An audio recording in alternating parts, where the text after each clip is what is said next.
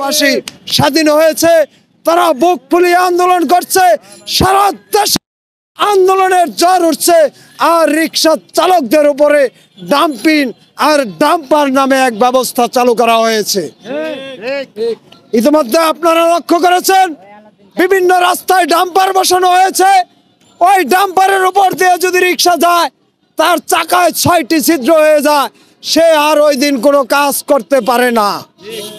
কিছুদিন আগে আপনারা লক্ষ্য করেছেন এই অবৈধ গাড়ির ব্যাপারে কোনো মালিকের ব্যবস্থা হয় না, যে আমদানি করে তার ব্যবস্থা হয় না, কোনো বিদ্যুতের ঘাটতি হয় না, বানাইতে কোনো নিষেধ হয় না, রাস্তায় চালাইতে গেলে সেটা অবৈধ হিসাবে বিবেচনা হয়। অনেকের গাড়িগুলো ওই ডাম্পিংয়ে আটকে রাখা হয়েছে, বলা হয়েছে 3 মাস পরে দিবে। প্রিয় দেশবাসী, আমি আপনাদের কাছে প্রশ্ন করছি, 3 মাস গাড়িটি আটকে রাখলে ওই গাড়ি আর চালাইয়া খাওয়ার কোনো সুযোগ থাকবে না। আমি অনতিবিলম্বে এই গাড়িগুলো মুক্ত করে দিয়ে চালকদের কর্মসংস্থান না করার আগ পর্যন্ত নির্বিঘ্নে এই 3 চাক্কা পরিচালনা করার জন্য অনুমতি চাচ্ছি। প্রিয় দেশবাসী, আপনারা জানেন যে এই ঢাকা শহরে একটা দোকানের কাজ নিতে গেলেও তার একটা অভিজ্ঞতা লাগে, আরেক দোকানদারের অনুমতি লাগে, বা একটা কর্মচারীর বলতে হয় ভালো কাজ করতে পারে। কিন্তু এই রিক্সা ডিপার্টমেন্টে ঢুকতে কোনো অনুমতি লাগে না, এখানে কোনো প্রশিক্ষণ লাগে না, এখানে কোনো কাগজপাতি লাগে না। ঢালাওভাবে ভর্তি হওয়ার কারণে রাজধানীতে যানজট নিরসন হয় না। আমরা 3 নম্বর দাবিটি করেছিলাম রিক্সা চালকদের স্বাস্থ্যসেবা, ছেলে মেয়েদের লেখাপড়া আর বাসস্থানের ব্যবস্থা করার জন্য। ইতিমধ্যে আপনারা দেখেছেন 4র্থ শ্রেণীর কর্মচারীর জন্য 20 তলা কোয়ার্টার নির্মাণ করা হয়েছে, কিন্তু এদেশের শ্রমিকের কোনো বাসস্থানের ব্যবস্থা করা হয়নি।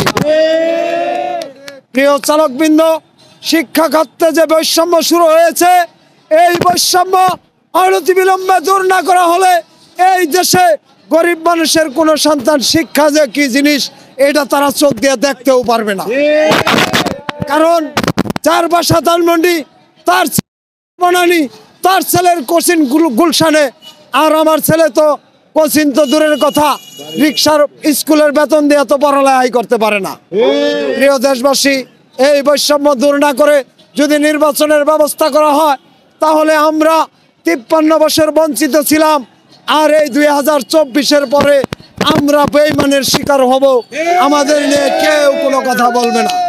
আমাদের 4 নম্বর দাবির ব্যাপারে আমরা বলেছিলাম এই সেক্টরে অনুপ্রবেশ বন্ধ করা, কর্মের সময়সীমা করা।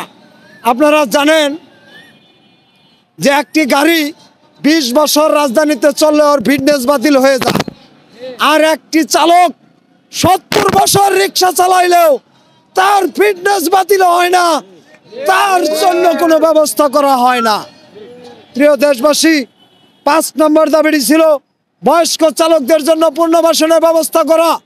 আপনারা ইতিমধ্যে দেখেছেন বিভিন্ন মোড়ে মোড়ে বাসা বা অ্যাপার্টমেন্টের গেটে, মার্কেট বা বাজারের গলিতে রিক্সা চালকেরা, বয়স্ক চালকেরা রিক্সা নিয়ে বলতে থাকে, বাবা আমি আর চালাইতে পারি না, আমাকে সাহায্য দেন।